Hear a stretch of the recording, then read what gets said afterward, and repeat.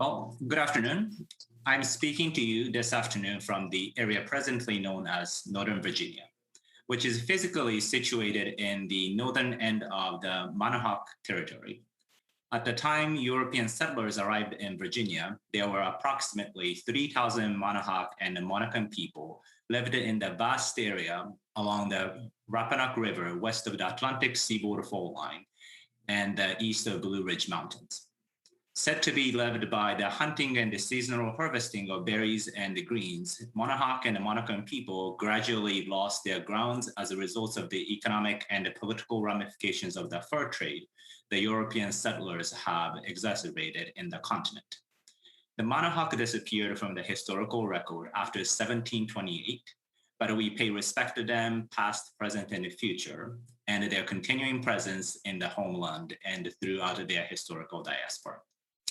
My name is Hironao Okahana, and I'm Vice President for Research and Knowledge Development at the Council of Graduate Schools. Welcome to a CGS webinar, Selected Insights from the 2020 NAGAP and the CGS Survey of Graduate Enrollment Management Professionals and the NSF Rapid Study.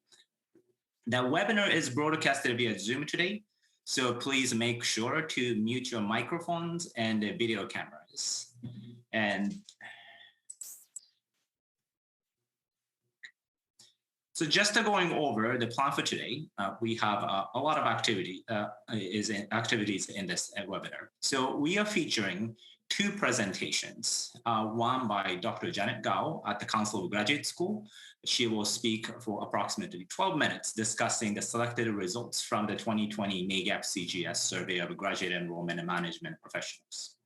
Followed by that is Christian West, also at the Council of Graduate Schools, will share the selected findings from the CGS's NSF-funded project on the investigating challenges to matriculation and the completion for underrepresented graduate students during the pandemic, the COVID-19 pandemic. Followed by these two presentations, we are going to have a moderated panel discussion featuring Dr. Amanda Bryant-Frederick at Wayne State, Dr. Linda Mason at Purdue University, Dr. Nicole Norfus at the Council for Opportunity in Education, and Dr. Armando Strecco at the University of Kansas. At any time, feel free to use the chat feature of the Zoom if you have any questions to the panel presenters or panelists. And we have some set of questions that we prepared, but we'll try our best to accommodate the questions from the audience. And if we are not able to address it during this webinar session, that we will try to respond in writing afterwards.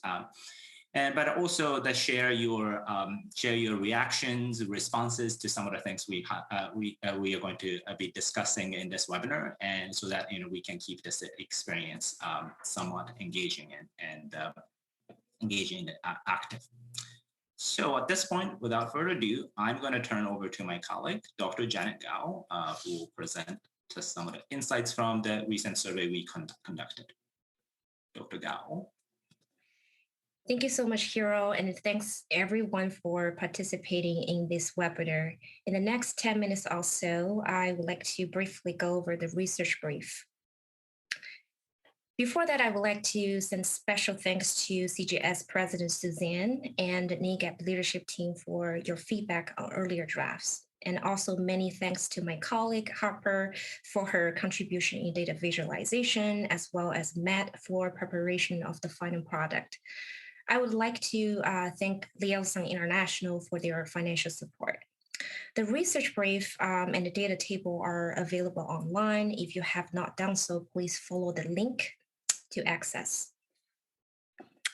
Since COVID-19, there has been concerns on the graduate education access and success, and we believe the pandemic is likely to have some major impacts on how prospective students may pursue graduate degrees, as well as how higher education institutions may respond to such matter. With that in mind, last November, CGS, in partnership with NAGAP, fielded the Survey 2020 NAGAP CGS Survey of Graduate Enrollment Professionals. The survey was sent out through Qualtrics to a diverse range of professionals who are part of the NAGAP community. If you can go to the next slide. The survey asks a series of questions regarding U.S. international and domestic graduate enrollment trends in fall 2020, outreach efforts, and a graduate school pipeline issue, among other topics. So this research brief I'm going to go over today includes some selected results, such as the plan for the fall 2021 cycle and what GEM professional may be hearing or sensing from the prospective students.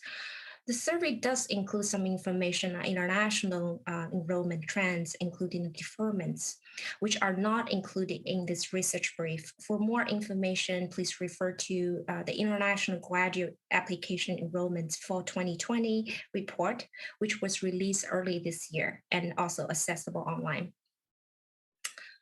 For the sample size, we've received a total of 217 respondents across the graduate school, university office admissions, professional school, academic college, and academic program. Among those, 95% work on domestic graduate enrollment and 87% interact regularly with prospective students. And among those, 60% are lead GM professional, 41% directly report to the graduate dean. As you can see from the graph, in terms of academic unit where GM professional work, more than half come from the graduate school or the university office of admission. So next slides include one of the most important questions we ask. We ask the GM professionals their perception about what they may be hearing or sensing from the prospective student and their attitude towards pursuing graduate education. So we asked the respondents to indicate their agreement levels with a couple of statements about prospective students in general, students of color, as well as the female students. It turns out the few respondents agree that prospective students have been losing interest in graduate school since COVID-19. However, there are concerns about the value of graduate education. From the left to right, if you see the fourth bar, the number of respondents who agree that more prospective domestic students are questioning the value of graduate education actually outnumbered those who disagreed. So what worth more attention is exacerbated affordability concern, which has gained national traction pre-pandemic and has become increasingly important to student demand for graduate education. Here we see, since the pandemic, 82% of the respondents agree that more prospective domestic students had expressed concern about the affordability of the graduate education. We also found the majority noted that more prospective domestic students have chosen to defer their graduate education since the onset of the pandemic. If you can go to the next slide. One of the most notable findings we observed is on campus climate and work-life balance. As you can see from this visualization, approximately 66.3% of survey respondents agree that students of color have shown greater concern about campus culture and climate than their majority counterparts, which is 51.8%. In terms of balancing the requirements for graduate study and other obligations, here we refer to as work-life balance. For students overall, 63.2% respondents reported that this was very important concern. Respondents' agreement on work-life balance are slightly higher for domestic female students, around 66.7%. If you can go to the next slides. In this survey, we listed a few programs that encourage prepare traditional underserved student of color to pursue graduate degrees, including Mellow Mays, Gibbs Millennium Program, Ronald McNeil Program, as well as the Mark U Star Program. So we asked GM professional, which one do they actively engage with in recruiting students? And it turned out Ronald McNeil Program was the most highly used program for student recruitment, according to the survey respondents. We also heard some respondent mentioned SECNAS or GM fellowship. However, over half of the respondents did not engage with any program to promote graduate education among prospective students of color. Next slide, please. What resources can help prospective domestic students of color maintain their interest in and motivation to pursue a graduate degree? Here are the findings. Not surprisingly, over 95% believe that additional funding opportunity to reduce student loan debt were extremely important or very important. 83% cited the importance of information on career opportunities for graduate degree holder by field or discipline. About 70% of the respondents also demonstrate that providing opportunity to connect prospective master's student of color with current or former graduate student for informational interview was extremely important or very important. If you go to the next slides, we did ask some question about the plan for the fall 2021 cycle, specifically for the program suspension for fall 2021. Respondents at large did not report any suspension in admission across all the broad fields. However, you can see that there are 6.5% reported that they would be suspending admission to some master or research doctor program in arts and humanities fields. The suspension was also notable in social behavior science fields. So these findings are consistent with what was reported by Chronicle Higher Education, Inside Higher Education, that there has been a temporary pause on the academic program, particularly in some of the arts, humanities, and social behavior science fields, to free up funding for current students affected by pandemic. So those programs include those from a large private research institution and flagship institutions. If we will go to the next slides. To conclude, consistent with the pre-pandemic time, the availability of a financial incentive to maintain student interest is considered one of the most compelling drivers of graduate enrollment. And in the same time, there appears to be a growing question about the value of grad education, emphasizing the importance of making the connection between graduate program and the potential career outcome. So first question we would like the institution to think is what efforts you can take to maximize the funding and career resources that increase access and ensures the success for graduate students. Furthermore, the fully online learning format has not decreased the concern over campus climate and culture among the prospective student of color. And economic uncertainty induced by pandemic have placed more burden on prospective female students who have wrestled with the challenge of study-life balance. So the second question we encourage the institution to think are, how are you re-innovation and revising the plan strategy and efforts to enforce the diversity and inclusivity virtual learning environments for minority students and accommodate female students with other needs or demands? In addition, as I mentioned earlier, there are programs designed to encourage and prepare traditional underserved students to pursue graduate education, but they were underutilized. So the third question we encourage institutions to think is, what efforts are efficient in motivating and engaging the prospective graduate students? So example to consider, such as national name exchange or McNeil scholars. Lastly, the larger volume of different international admissions accompanied by admission suspension as well as enrollment size reduction will likely have a longer-term impact, which may interfere with the 2021 admission cycle and beyond. So think about these challenges likely faced in the coming months. The last question we encourage institutions to think about is, how do you plan to provide continued support to retain and reboot graduate enrollment in a post-pandemic future? That's all for me. Now I'm going to turn it over to my colleague, Christian, to provide some insights from the RAPID survey. Thank you. Thank you, Janet. First, I want to thank Hiro for the land acknowledgement at the beginning of the presentation. I bring you all greetings from the Piscataway Conoy people, my tribe, whose ancestral lands were right across the Potomac River from the Monacans and what we know as Maryland today. My name is Christian West. I serve as a graduate student researcher with the Council of Graduate Schools. I'm also a PhD candidate in higher education at the University of Virginia. I'm pleased to present you all findings from our RAPID project entitled Investigating Challenges to Matriculation and Completion for Underrepresented STEM Graduate Students During the COVID-19 Pandemic. A little bit of background on this project. The principal investigator for this research is Suzanne Ortega, the president of the Council of Graduate Schools. And Suzanne was holding roundtables with our graduate dean membership regarding concerns on the impact of the pandemic, not only for graduate students and their current academic programs, but for the pipeline of undergraduate students who were interested in pursuing graduate education.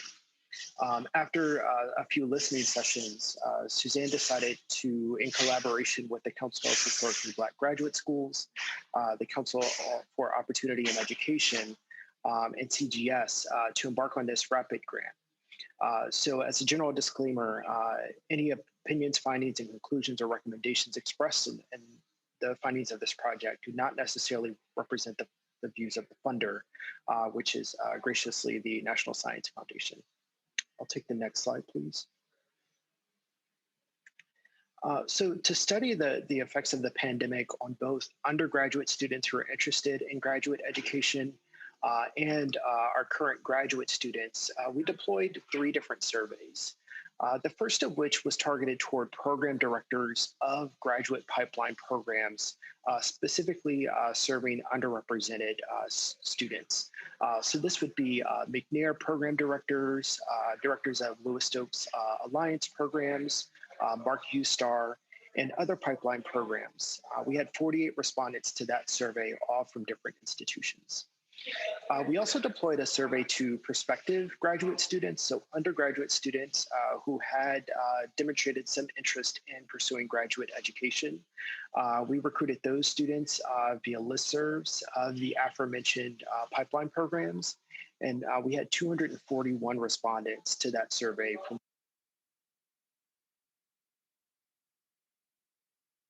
45. The program directors and the program directors and our graduate dean membership to deploy that survey. And we had just under 4,000 respondents to that survey from 86 different institutions. Because the project was targeted toward underrepresented graduate students, we do have an overrepresentation of HBCU institutions in all 3 data sets and students of color.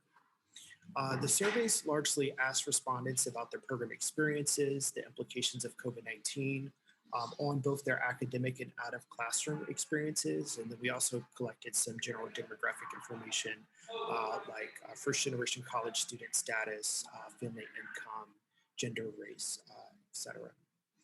Today, a descriptive analysis of the findings. I did conduct a cross-sectional analysis by different academic years, gender, race, ethnicity, first-generation college status, and students with dependents. So if there are any notable differences among those specific groups, I'll be sure to note them. Next slide, please.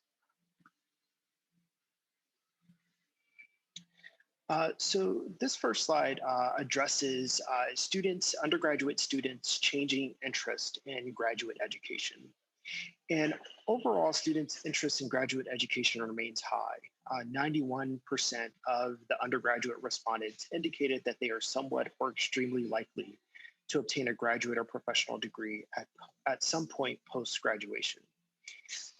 In light of COVID-19, about 18% of all participants say they are less certain about whether they will immediately attend graduate school after undergraduate. But when we look at the effect specifically by gender, we do see a disparity there where women are less likely to immediately attend graduate school than men. This was an ongoing trend throughout the data set where we saw that women were disproportionately impacted by the context of COVID-19 within their undergraduate program. So 50.9% of women indicated that they are less certain about immediately attending graduate school as compared to 45.8% of men. I'll take the next slide, please. And then we asked another follow-up question to kind of supplement that. So the question here is, have you changed your mind about which graduate degree objective to first pursue after earning a bachelor's degree as a result of COVID-19? For all students, about 28% said yes, they have changed their mind. 71% said no. But again, when we look at the gender differences here, we can see that 29.3% of women have changed their mind versus 19% of men. I'll note here that we only asked students if they would immediately transition to a graduate program after undergraduate. Unfortunately, we didn't ask about a further timeline, so a year or two out, regarding their prospects of attending graduate education. But we're currently working on a follow-up survey where we do intend to ask that to gauge how long some students might be prolonging their attendance in graduate education. I'll take the next slide, please. So we tried to gauge what factors would be determinative in students pursuing particular graduate programs. So here are a couple of factors that we gave students the opportunity to list. And for me, the key takeaway here is that finances and standardized tests, which you'll see on the next slide, continue to be barriers to enrollment for undergraduate students, particularly underrepresented students. So overwhelmingly, the availability of financial support was a very or extremely important factor for students at 88%. The quality of faculty at 86%. Another factor regarding faculty and their expertise at 81%. And then we see the overall cost of the program ranked fourth at 74%. I'll note that lastly on that list is the same school as undergrad, which our overall sample only ranked as very or extremely important at 6%. But we did find a significant difference here for students who are first generation college students. That was a significant factor for those students attending the same school for graduate education as their undergrad. I'll take the next slide, please.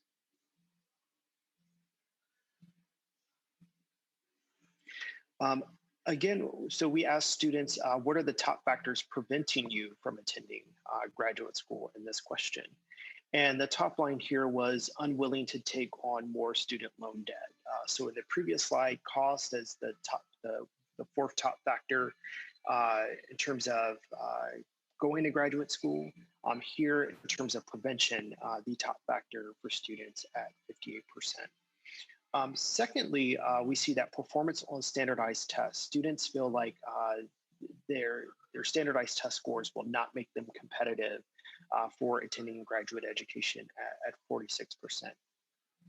And then we can see a clear drop-off between the two top factors and the remaining factors, with the third, graduate professional schools would be too hard at 28%.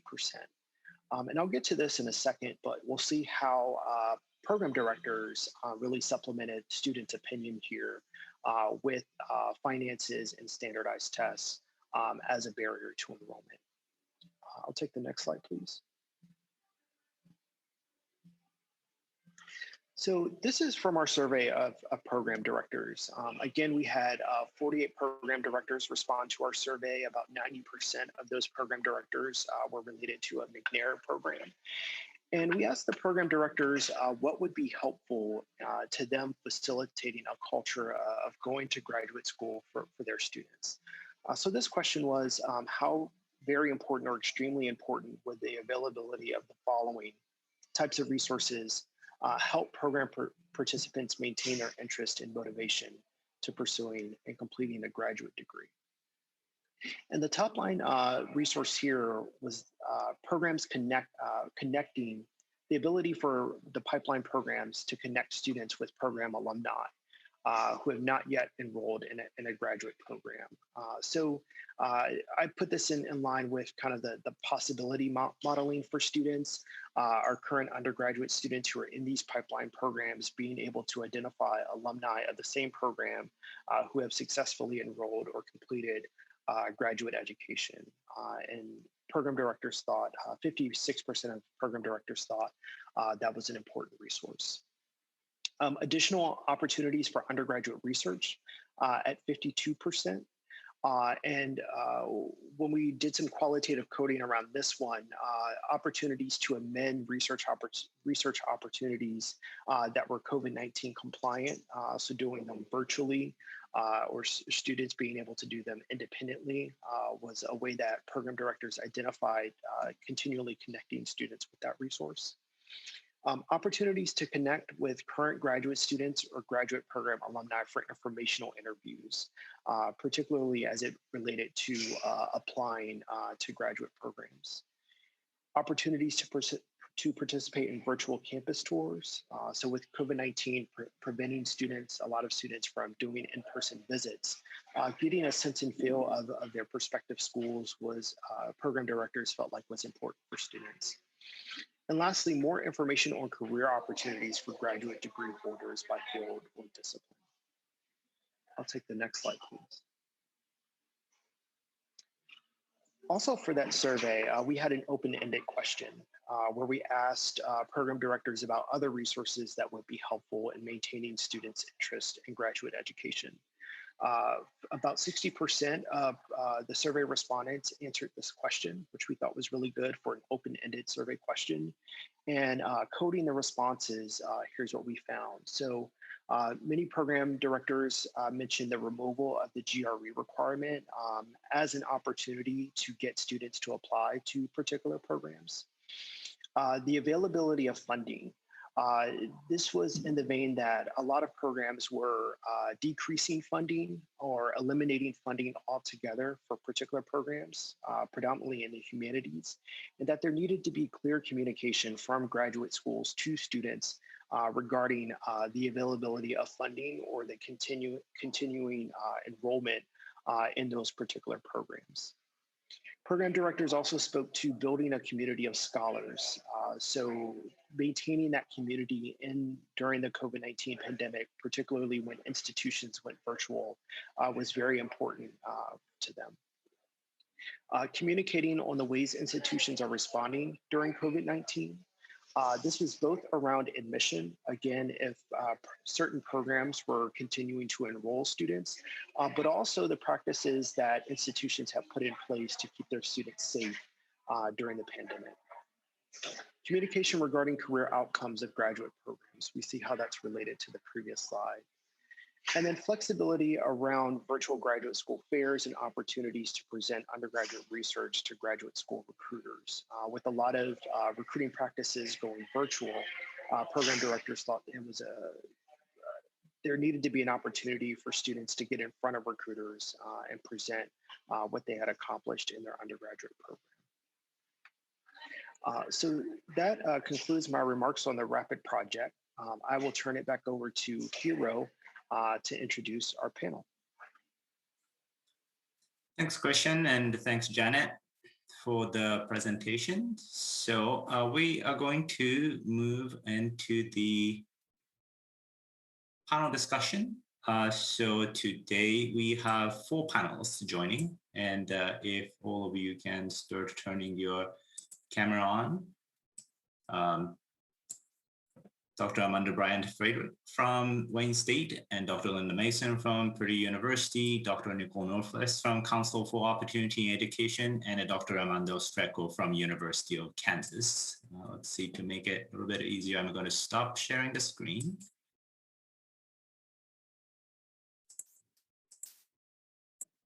So, well, thank you everybody for taking time to be part of this panel.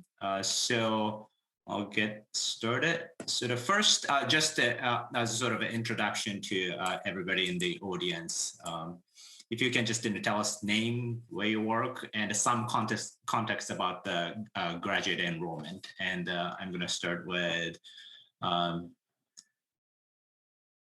Amanda, the Wayne State Amanda first. We have 2 Amandas on the panel today. Thank you for starting with the Wayne State, Amanda. Thank you. I'm Amanda Bryant-Friedrich. I am the Dean of the Graduate School at Wayne State University since August of 2020, actually. And just a little information about Wayne State. It is located in the Midtown neighborhood of Detroit, so right in the center of the city. Wayne State has been in Detroit for 150 years, so is an integral part of the Detroit community. We have about 6,000 to 7,000 graduate students on campus, master's and doctoral level. We also have 250 graduate programs, with about 110 of those being master's and 56 doctoral degrees. We're a comprehensive university, so we have pharmacy, law, as well as medicine on campus.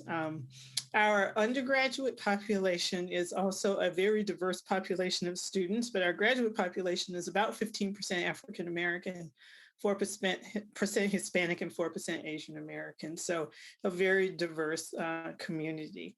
We take pride in our R1 status as an institution and the number of research programs that we have. Thank you. Great, thank you. Linda?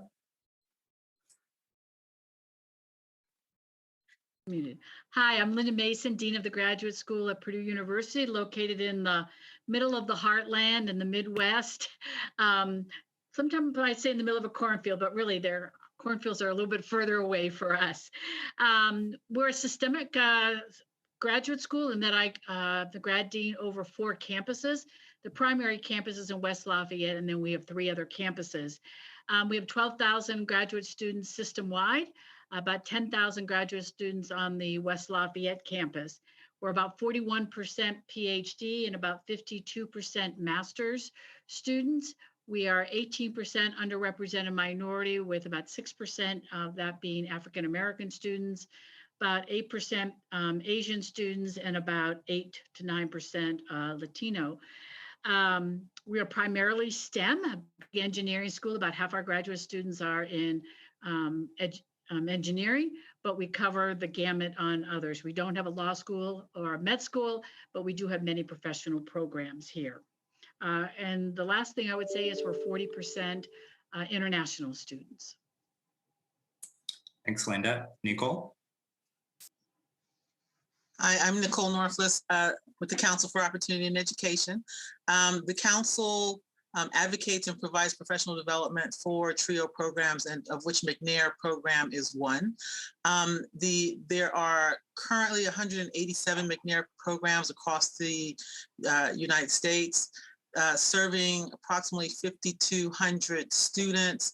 The average size of a McNair program is from 25 to 46 students that are served. I might also add at this moment that for those who may not be familiar with McNair programs, they are competitively funded, grant funded through the Department of Education, administers those grants. They also have a focus to provide a set amount of services, for example, research, internships, seminars, tutoring, etc., to students, as well as options to provide mentoring programs and cultural events and stuff, and particularly McNair scholars, undergraduates who are targeted from underrepresented backgrounds toward PhD degrees, come from, again, underrepresented backgrounds. And so generally low income, minority, and female as well.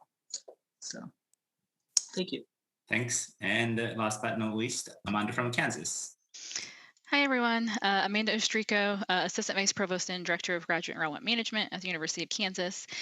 And KU, the main campus, is located in Lawrence, Kansas, which is really right in the middle of the country. We are also pretty near Kansas City. We also have a medical center in Kansas City, as well as a satellite, some satellite locations in Kansas City, and a few others throughout the rest of the state. Really, on our main campus, we have about 24,000 students total. About 5,500 of those are graduate students. About a quarter of all of our students identify as being part of a minority group. A little less than that, closer to 20%, identify as being part of a minority group that are graduate students. We have about close to 15% of our faculty and staff on our main campus in Lawrence that identify as being part of a minority group. And then again, at the graduate level, we have about 75 graduate departments that offer a variety of different graduate degrees, from certificates to master's degrees to doctoral programs. And graduate education at KU is fairly decentralized. We certainly have a central graduate studies unit, as well as a graduate admissions office, which I oversee. And we work closely with our graduate studies office, as well as our enrollment management colleagues in all of our programs when it comes to recruiting our students and making sure that we're tracking progress toward degree. But primarily, it really is a program, one-on-one relationship with those students when it comes to graduate education. Great. Well, thanks, Amanda. So I'll get to the first question. So in the NAGAP CGS survey, noted the graduate enrollment management professionals are sensing that prospective students of color have shown greater concerns about campus climate, campus culture. And the 2019 version of the survey too noted that not just the reputation or admissions policies, but campus climate is among the top factors that GEM professionals thought that top factors to increase the diversity of incoming cohorts. And obviously there's no overnight solution here, but what are the first 2 or 3 concrete steps that institutions can take or are taking to say that your institution is working toward more inclusive and equitable culture and climate in graduate education? I'm going to start with Amanda at the Wayne State. Thank you.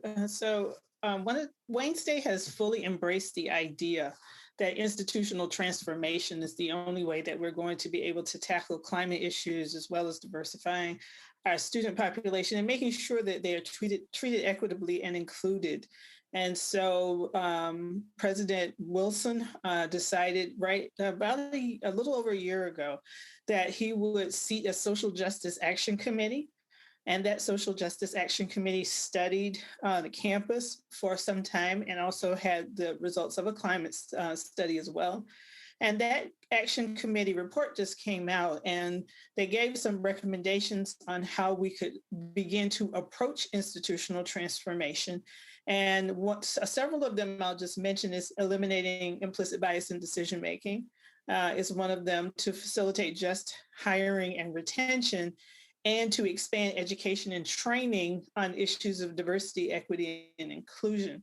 And one of the things that has become really clear to many at the institution is that we need to seek greater justice in administrative policies, processes, and procedures. And so we've started to take on an approach which may sound a little bit different than how other institutions approach this, but being an institution in an urban area such as Detroit, we decided to look towards a restorative inclusive excellence.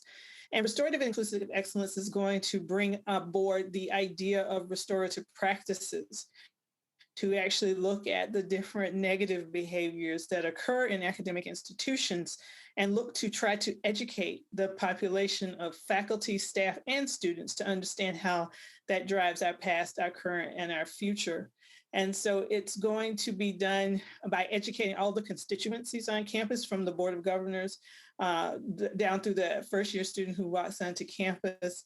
And it's going to very closely look at structures and policies. So we partnered with AAA's the Sea Change Initiative in the STEM area for STEM equity achievement, that program, because our institution is very heavily STEM oriented. And we know that by making a change in the areas where we feel that students feel the least amount of belonging, we will be able to tackle things on an institutional level. We're also working through an HHMI driving change assessment of our campus, which will also help us in this area. So yeah, it isn't an overnight change. It is definitely a change that is going to take a lot of time, self-study, reflection, and reckoning with many things that have happened. But we feel like institutional transformation is the only way so that we can bring in students from all areas. Thank you. Other panelists also want to chime in on this question? So I'll step in next if that's possible. I'll come from a different perspective as the grad dean at Purdue.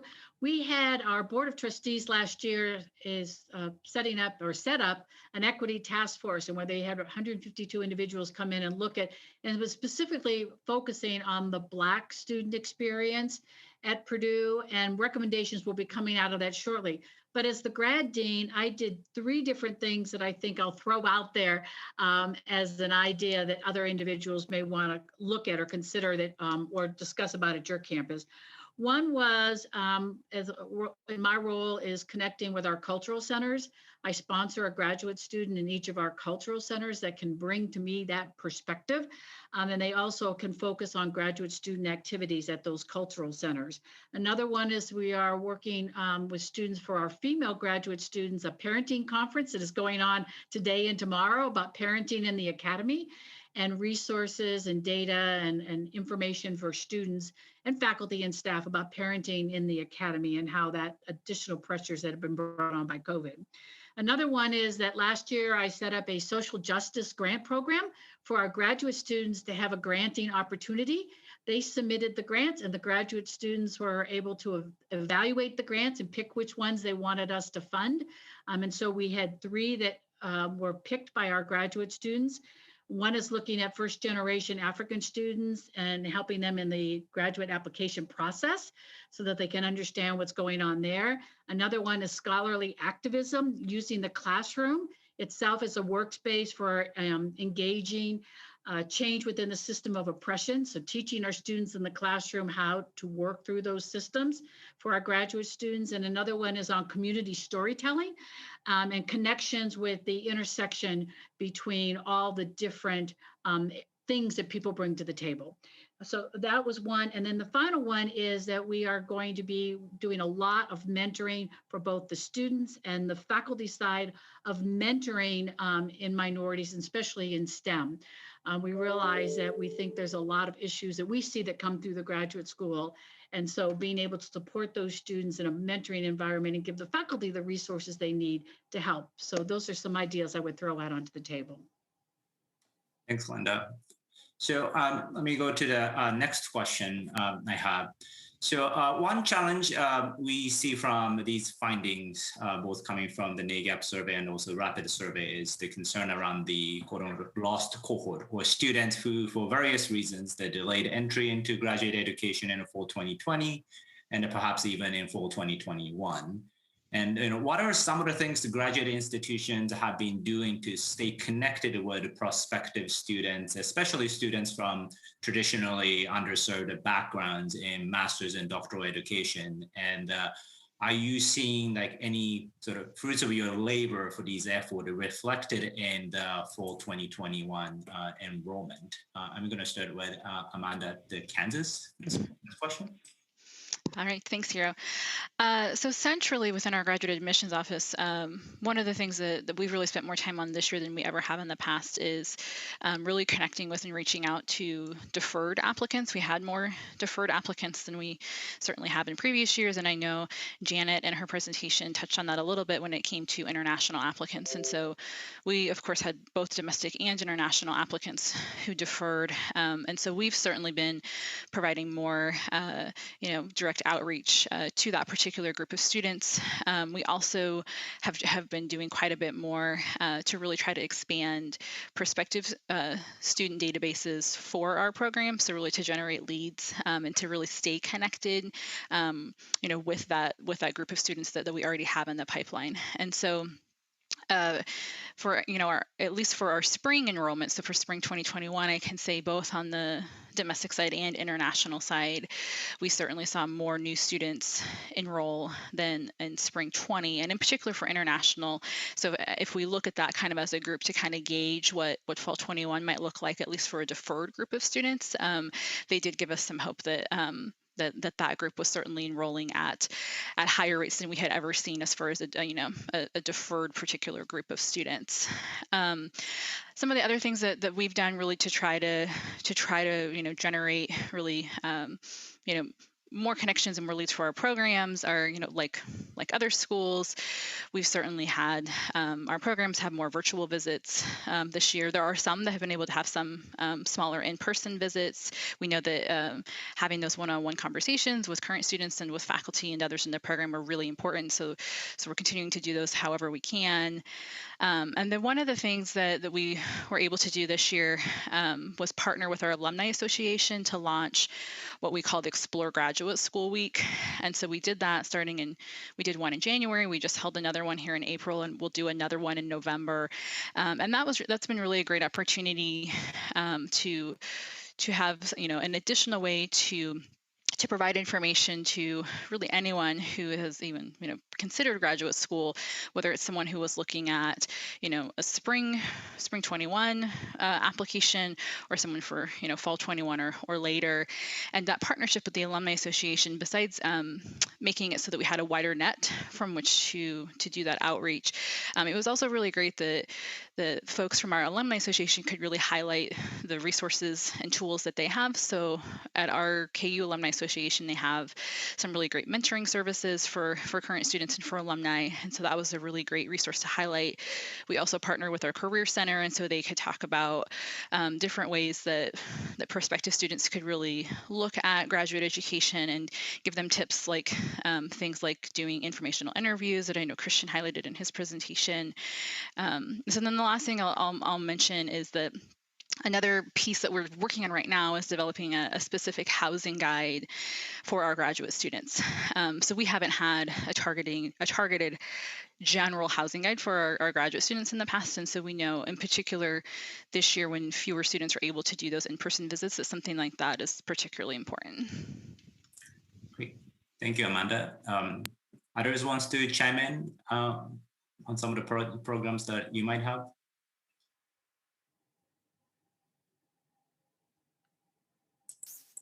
Okay. So let me go to the next question. In addition to sort of the campus level efforts, there are also programs that are aimed to broaden participation in graduate education, including McNair Scholars or Sloan IGP. And some of these programs build a sense of community among students and also provide platforms for hands-on training like summer research programs, and as well as other socialization with prospective PIs and advisors. But being in the remote environment for now over a year, and what are some of the approaches that are working well that help place talents from traditionally overlooked parts of post-secondary education into graduate programs in this virtual environment? I'm going to start with Nicole. Let me say that virtual, in one sense, kind of shut things down, but at the same time, many programs have found that to consider virtual graduate school fairs. They've extended it not just to their program, but there's the opportunity to connect across McNair programs in different locations with the virtual graduate school fairs.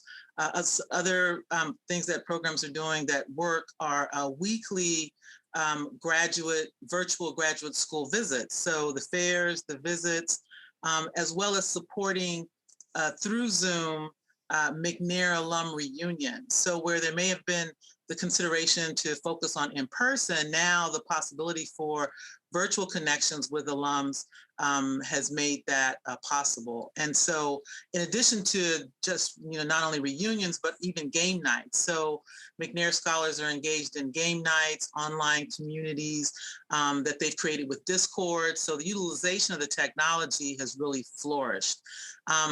I might add, a question had come to me about, McNair, support for McNair doctorates. And let me just, again, for clarity, provide this bit of information. McNair Scholars are traditionally undergraduate students who are enrolled at the particular institutions that have the McNair programs or a partnership where they work with a mentor, with an academic advisor, with a faculty member to develop a research project as undergraduates, and then apply to a graduate program. And once they apply to a graduate program, in many instances, the council also takes information, what institutions will want to provide fee waivers to McNair scholars for their graduate programs. And I might add, just a shameless plug in terms of our partnership, that the Council for Opportunity in Education works with the Council of Graduate Schools to disseminate that McNair Scholar Directory to the deans that are members of CGS. So I may get inquiries about, access to the McNair Scholar Directory that we compile on an annual basis that has, over thousands of McNair scholars that are finishing up in the coming year by their research topic, in addition to their area of doctoral work interest. And those students, those scholars are available through the data so that you can, deans can pull the, department, faculty members can then target them for recruitment to their institution. So there's, when I saw the data about, only 36% are utilizing McNair when and 50, over 50%, no targets at all. It's like, this is available. And there are well over thousands of students from just, underrepresented backgrounds that are looking for institutions. So all that to say to your question though, that the virtual environment has not stopped McNair programs and McNair directors from focusing and ensuring that those conversations are occurring with students, faculty, and higher ed institutions. Thanks.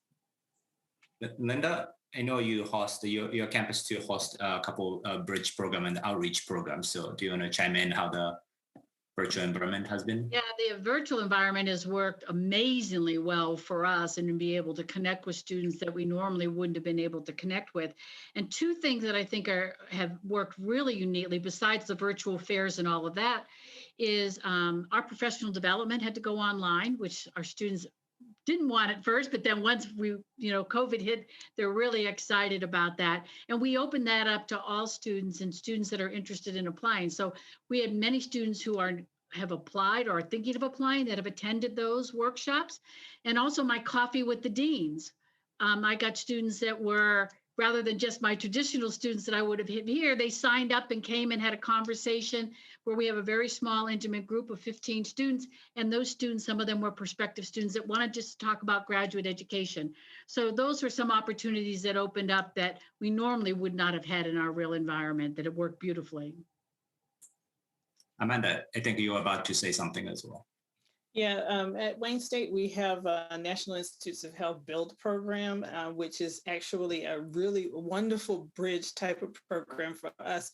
It actually brings in students from the freshman year, of course, but we are actually creating bridges to our master's and doctoral programs from those populations. And what we found, and a very important thing that we have recognized, is that we really have to take care of those students who are still here with us during the pandemic. It's very difficult for many of our students, especially from underserved populations, to even think about doing something different right now. And so since we have them as a captive audience, we've been really trying to provide the resources, the support, and all of those kinds of things to actually get them into at least graduate study at the master's level with the intention of going to the doctoral level. So, and that's been really productive. We've also started a new program called Surge, which is funded through CGS, that actually looks at taking students who are from underserved populations and showing them the importance of graduate education so that we can actually hold on to those students as well and bridge them into master's programs and doctoral programs. And because we have so many different types, we have several other bridge programs on campus, we tend to bring as many of our students together so they can learn from each other's experiences. We have graduate students who are here who are actually mentoring those students. And so it's just it's a happy time in graduate education for our students who are on campus with us. And of course, if they're happy, they will help us recruit other students as well. So that's worked out really well for us. Thank you. So we have one question from the audience on the chat box. Any advice on how to attract McNair students if we participate in virtual fairs but don't get much traffic? We are a small program.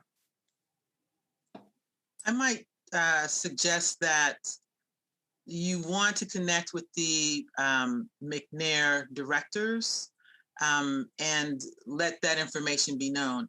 It's easy enough to identify, is there, excuse me, I need more water. Is there a McNair program in your location? I can, if you send me an email, my information is in the chat. I can provide that information to you. But I think, being a part of the communication that McNair directors, what do they call it? Their listserv would be helpful so that they'll know this is an area of interest. Here's an institution that is looking for our scholars, and they'd be happy to send scholars with those particular, fields of areas of focus to you. Others also want to chime in? Well, we got a couple of questions about the recording and the slides. As always, we are going to share the slides from this presentation, as well as the recording via email afterwards, and it will be available through the member access. And I'm looking at the time, and we are just about 5 minutes before we end. So thank you so much for the panelists for being part of this conversation. Very, very informative and insightful. And like Nicole mentioned, the McNair list is available on the CGS website and also COE website. I just dropped the link as well, and be sure to update your dean's contact information and the diversity contact information with the CGS, so that when we get the updated list probably in September, you'll be among the first to know about the updated list. So again, thanks to the panelists. So we'd like to thank the Liaison again for providing financial support to the CGS NAGAP survey of graduate enrollment and management professionals, and for their participation in the CGS Sustaining Membership Network, which allows companies to demonstrate their commitment to graduate education. Liaison offers a full family of products and services to help with the recruitment, admissions, and enrollment. Learn more about how Liaison's centralized application services help the institutions like these featured on the slide meet their goals in Liaison's free ebook, which you can access via the chat. We will also distribute it with the webinar recording and the slides. And just a note about the upcoming event. Next week on April 29th, we have a webinar for the public release of our project report from the Supporting Graduate Student Mental Health and Wellbeing. As you might know, that this is a Sloan and the Mellon Foundation supported project of CGS in partnership with JED Foundation. We held a stakeholder convening in last October, and the resulting report from this project will be released on April 29th. So we highly encourage you all to register and join us for that. And, oh, shouldn't happen that one. So that said,